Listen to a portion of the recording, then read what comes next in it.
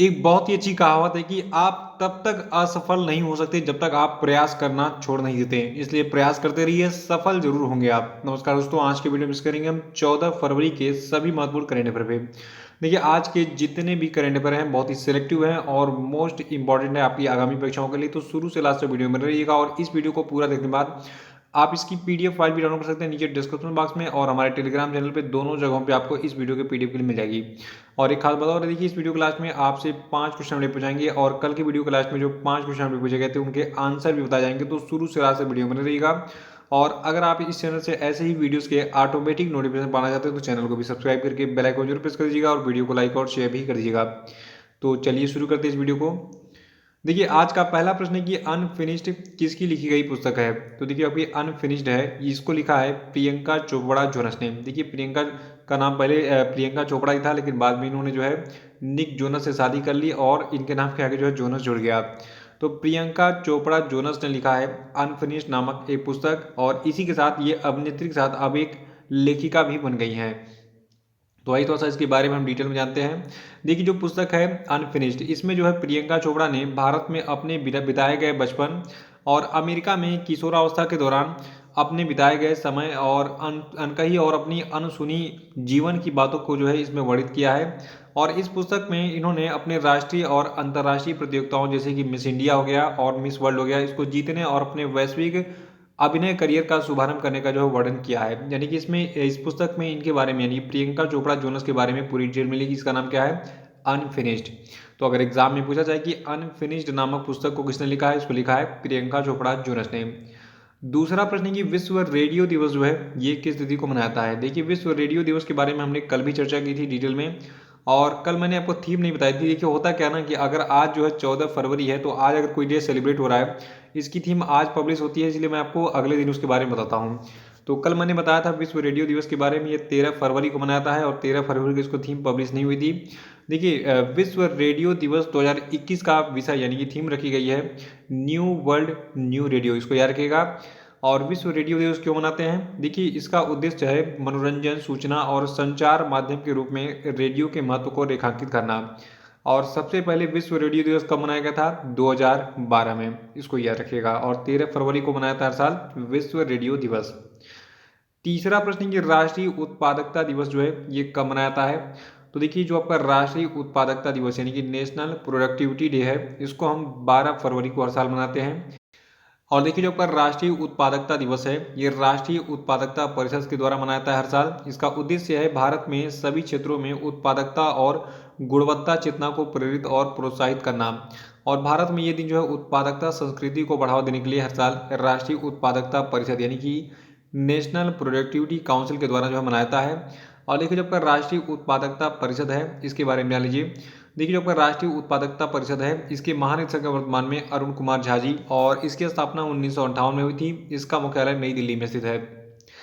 चौथा प्रश्न है कि राष्ट्रीय महिला दिवस जो है ये कब मनाया जाता है। देखिए, एग्जाम में सबसे ज्यादा पूछे जाने वाला प्रश्न है कि राष्ट्रीय महिला दिवस को हम कब मनाते हैं। देखिए, इसको हम 13 फरवरी को मनाते हैं। देखिए, भारत में जो आपकी सरोजनी नायडू थी, इनकी जयंती मनाने के लिए प्रतिवर्ष 13 फरवरी को राष्ट्रीय महिला दिवस के रूप में मनाया जाता है। देखिए, जो आपकी सरोजनी नायडू, इनके बारे में आपको कुछ फैक्ट बताऊंगा, और ये फैक्ट बहुत बार एग्जाम में पूछे गए हैं। कोई मतलब गारंटी नहीं कब एग्जामिनर पूछ ले, मतलब लगभग हर साल किसी न किसी एग्जाम में पूछा जाता है। देखिए, जो आपकी सरोजनी नायडू है, ठीक है, इनके बारे में पहला फैक्ट तो ये कि इनका जन्म हुआ था 13 फरवरी 1879 को। कहाँ पर? हैदराबाद में। और इनकी मृत्यु हुई थी लखनऊ में। लखनऊ उत्तर प्रदेश की राजधानी है। लखनऊ में इनकी मृत्यु हुई थी 2 मार्च 1949 को। तो ये 13 फरवरी को पैदा हुई थी, इसलिए हम 13 फरवरी को राष्ट्रीय महिला दिवस मनाते हैं। और इनको इतना महत्व क्यों दिया गया? देखिए, आपको बता दूं, जो आपकी सरोजनी नायडू है, ठीक है, ये जो है उत्तर प्रदेश की पहली महिला राज्यपाल थी। ठीक है, तो उत्तर प्रदेश की पहली महिला राज्यपाल और भारत के किसी भी राज्य की जो है ये पहली महिला राज्यपाल बनी थी सरोजनी नायडू। और ये एक स्वतंत्रता सेनानी यानी कि फ्रीडम फाइटर भी थी। देखिए, पहले उत्तर प्रदेश को जो है संयुक्त प्रांत यानी कि यूनाइटेड प्रोविंस के नाम से जाना जाता था, जो कि उत्तर प्रदेश के नाम से वर्तमान में जाना जाता है। तो ये उत्तर प्रदेश की पहली महिला राज्यपाल बनी थी, इसको याद रखिएगा। ये एग्जाम में बहुत बार पूछा चुका है कि उत्तर प्रदेश की पहली महिला राज्यपाल कौन थी, तो ये सरोजिनी नायडू। देखिए, इस साल हमने जो है सरोजिनी नायडू की 142वीं जयंती मनाई है। और ये कवि भी थी। देखिए, ये एक फ्रीडम फाइटर थी ही, एक पॉलिटिशियन भी थी, लेकिन ये एक कवि भी थी। और इनको जो है नाइटिंगेल ऑफ इंडिया या फिर भारत की कोकिला के उपनाम से जाना जाता था। एग्जाम में देखिए 2-3 प्रश्न ऐसे कॉमन पूछे जाते हैं कि भारत की कोकिला के उपनाम से किसको जाना जाता था, तो सरोजनी नायडू को जाना जाता था। और भारत की आयरन लेडी कौन है, यानी कि भारत की लौह महिला कौन है, देखिए भारत की आयरन लेडी के नाम से इंदिरा गांधी को जाना जाता है और भारत के लौह पुरुष के नाम से सरदार वल्लभ भाई पटेल को जाना जाता है। ये सारे फैक्ट याद रखिएगा, एग्जाम में पूछे जाते हैं। और पांचवा प्रश्न है कि turn around India 2020 sir mounting past legacy पुस्तक को किसने लिखा है, तो देखिए इस पुस्तक को लिखा है आरपी गुप्ता ने। आरपी गुप्ता कौन है, ये एक जो है इकोनॉमिस्ट यानी कि अर्थशास्त्री हैं, तो इन्होंने अर्थशास्त्र से संबंधित कुछ लिखा होगा इसमें। तो आइए जानते हैं इसमें क्या क्या लिखा है इन्होंने। देखिए ये पुस्तक जो है ये आम जनता के बीच आर्थिक जागरूकता के बारे में जागरूकता पैदा करने वाली पुस्तक है, यानी कि इससे आपको इकोनॉमिक अवेयरनेस मिलेगा, मतलब भारत की जो अर्थव्यवस्था है उसके बारे में, ठीक है। और इस पुस्तक में जो है नई नई नौकरियों के सृजन और सार्वजनिक आय में वृद्धि के लिए भारतीय अर्थव्यवस्था को पुनर्जीवित करने के लिए एक व्यावहारिक और व्यवहार्य विकल्प जो है ये प्रदान करता है। तो इसको आप पढ़ सकते हैं। और देखिए बहुत सारे लोगों ने अभी तक वार्षिकांक 2020-21 के पीडीएफ को नहीं लिया है। देखिए अभी तक जितने भी एग्जामिनेशन हुए हैं, ठीक है, चाहे कोई भी एग्जाम हो, सब में यहीं से 100% प्रश्न आ रहे हैं, तो इसको आप जरूर डाउनलोड कर लीजिए। इसमें जो है जनवरी से लगाए दिसंबर तक के कुल 3500 प्लस करेंट अफेयर हैं, यानी कि एक ही पीडीएफ में आपका पूरी एक साल का रिवीजन हो जा रहा है, ठीक है। तो इसको आप डाउनलोड कर लीजिए। साथ में जो जनवरी 2021 का पीडीएफ उसको भी डाउनलोड कर सकते हैं। जो आपकी मंथली करेंट अफेयर की वीडियोस होती हैं उन सभी में जो है हर महीने की पीडीएफ की लिंक आपको मिल जाएगी। तो इसको डाउनलोड करके पढ़ डालिए, समय कम है, बहुत सारे एग्जामिनेशन लगे हुए हैं बैक टू बैक। छठवां प्रश्न है कि किस नेता की याद में 11 फरवरी को समर्पण दिवस मनाया गया। देखिए हाल ही में 11 फरवरी को समर्पण दिवस मनाया गया है पंडित दीनदयाल उपाध्याय की जो है याद में, ठीक है। देखिए पंडित दीनदयाल उपाध्याय के बारे में आपको कई सारी चीजें बताने वाला हूँ। देखिए पंडित दीनदयाल उपाध्याय जो है ये एक जनसंघ के नेता थे और इस साल जो है इनकी 53वीं पुण्यतिथि पर समर्पण दिवस यानी कि 11 फरवरी को समर्पण दिवस मनाया गया है।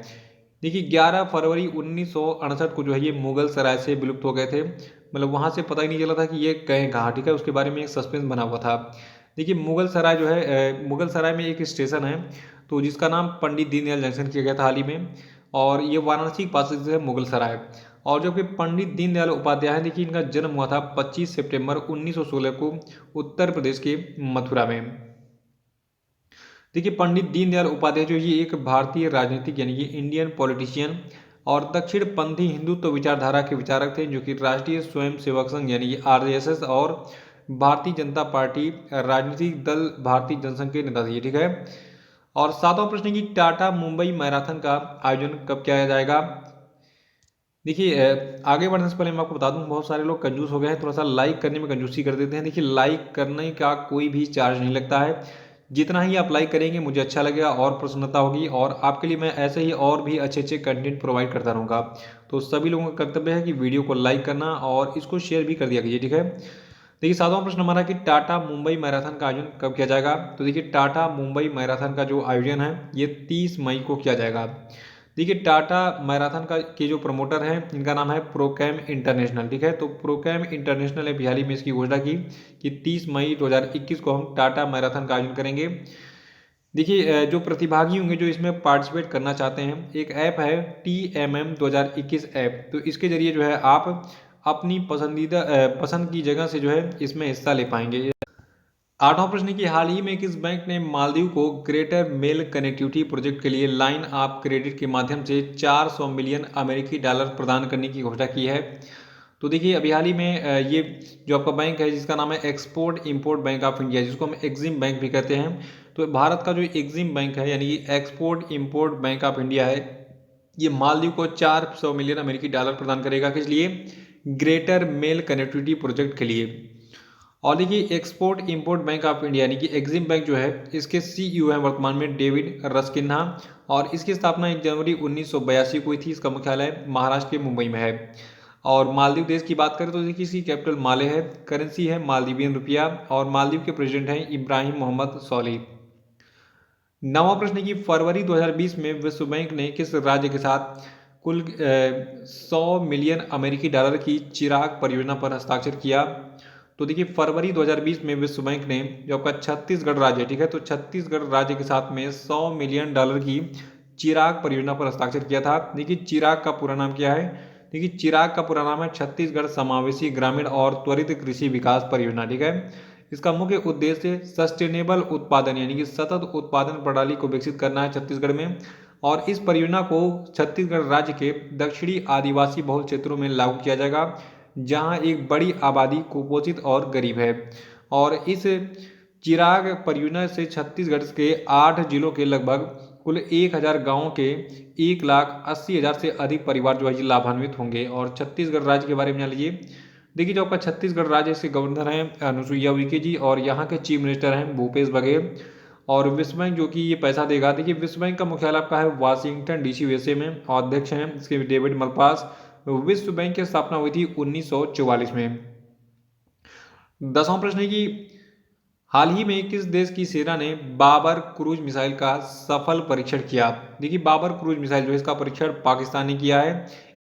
और अभी हाल ही में पाकिस्तान ने इस बाबर क्रूज मिसाइल को एक मल्टी ट्यूब मिसाइल व्हीकल से लॉन्च किया था, और ये मिसाइल 450 किलोमीटर दूर उच्च परिशुद्धता के साथ जमीन और समुद्री लक्ष्यों को मारने में सक्षम है। देखिए इससे पहले पाकिस्तान ने कुछ और भी मिसाइलों का परीक्षण किया था, इसको हम थोड़ा सा रिवाइज कर लेते हैं। देखिए इससे पहले पाकिस्तान की सेना ने जनवरी 2021 में सतह से सतह यानी कि सरफेस टू सरफेस पर मार करने वाली बैलिस्टिक मिसाइल शाहीन 3 का सफल परीक्षण किया था। और इसके बाद फिर फरवरी 2021 में ही परमाणु सक्षम बैलिस्टिक मिसाइल गजनवी को भी लॉन्च किया था पाकिस्तान ने। तो गजनवी और बाबर और एक और मिसाइल है जिसका नाम क्या है, शाहीन 3। ठीक है, ये सभी मिसाइल किसके हैं? पाकिस्तान के हैं, इसको याद रखिएगा। तो ये थे आपके आज के सभी महत्वपूर्ण करंट अफेयर, और अब हम बात करेंगे आज के सभी क्वेश्चन अपडेट। देखिए आज क्वेश्चन अपडेट का पहला प्रश्न आपके लिए कि VLCC Femina miss India world 2020 का क्राउन किसने जीता है? इनका नाम आपको पता होना चाहिए, बताइए जल्दी से। देखिए इस न्यूज़ को मैंने बहुत डिटेल में बताया था, और वो सारे फैक्ट मैंने आपको बताए थे जो कि एग्जाम में पूछे जाएंगे। तो आप तुरंत जो है ये कल का वीडियो जो था उसको देख के रिवाइज कर डालिएगा। और दूसरा प्रश्न आपके लिए कि विश्व रेडियो दिवस जो है ये किस तिथि को मनाता है? इसका आंसर बताइए। और तीसरा कि एगोन लाइफ इंश्योरेंस के नए प्रबंध निदेशक और मुख्य कार्यकारी अधिकारी कौन बने? इनका नाम बताइए। चौथा कि हाल ही में मध्य प्रदेश राज्य में किस स्थान पर डाकुओं पर अपनी कहानियों को प्रदर्शित करने के लिए एक अनूठा संग्रहालय बनाया गया? आंसर बताइए। और पांचवा कि भारत की पहली भूतापी विद्युत परियोजना किस स्थान पर स्थापित की जाएगी? आंसर बताइए। और अब हम बात करेंगे आज के कल के जितने भी क्वेश्चन अपडेट पूछे गए थे उनके सही उत्तर क्या क्या है। देखिए कल के क्वेश्चन अपडेट का पहला प्रश्न था कि भारत की किस स्टार एथलीट को असम के मुख्यमंत्री सर्बानंद सोनोवाल ने डिप्टी सुपरिटेंडेंट ऑफ पुलिस यानी कि DSP नियुक्त करने का फैसला किया है? तो देखिए इनका नाम है हिमा दास। और दूसरा था कि अंतर्राष्ट्रीय महिला वैज्ञानिक दिवस यानी कि international day of women and girls in science किस तिथि को मनाता है? तो देखिए तिथि आपकी है 11 फरवरी। और तीसरा था कि रॉयल चैलेंजर बेंगलुरु टीम ने IPL के आगामी सत्र के लिए किस पूर्व भारतीय बल्लेबाज को बैटिंग सलाहकार अपॉइंट किया? तो देखिएगा इनका नाम है संजय बांगड़।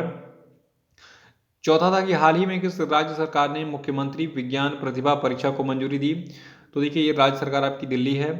और पांचवा था कि हाल ही में किस देश ने संयुक्त राष्ट्र मानवाधिकार परिषद में फिर से शामिल होने का निर्णय लिया है? तो देखिए अमेरिका जो है ये संयुक्त राष्ट्र मानवाधिकार परिषद में फिर से शामिल होने जा रहा है। तो इसी के साथ ये वीडियो समाप्त होता है। वीडियो को तुरंत लाइक कर दीजिए और शेयर कर दीजिए, और देखिए इसके लिंक को तुरंत कॉपी करके अपने ग्रुप में शेयर कर दिया कीजिए। इससे थोड़ा सा होता है और भी लोग जुड़ेंगे और संख्या थोड़ी सी बढ़ जाएगी, अच्छा लगेगा। देखिए एक टीचर का सपना होता है कि उसका क्लासरूम हमेशा भरा रहे, ठीक है, तो जितनी संख्या ज़्यादा रहेगी उतना ही मजा आता है पढ़ाने में। और जो लोग नए वो चैनल को सब्सक्राइब जरूर कर लेंगे, और टेलीग्राम चैनल को, फेसबुक पेज को, व्हाट्सएप ग्रुप को, ट्विटर को और इंस्टाग्राम को जरूर ज्वाइन कर लीजिएगा। इन सभी की लिंक डिस्क्रिप्शन बॉक्स में मिल जाएगी। तो इसी के साथ बहुत बहुत धन्यवाद। Thank you and have a nice day.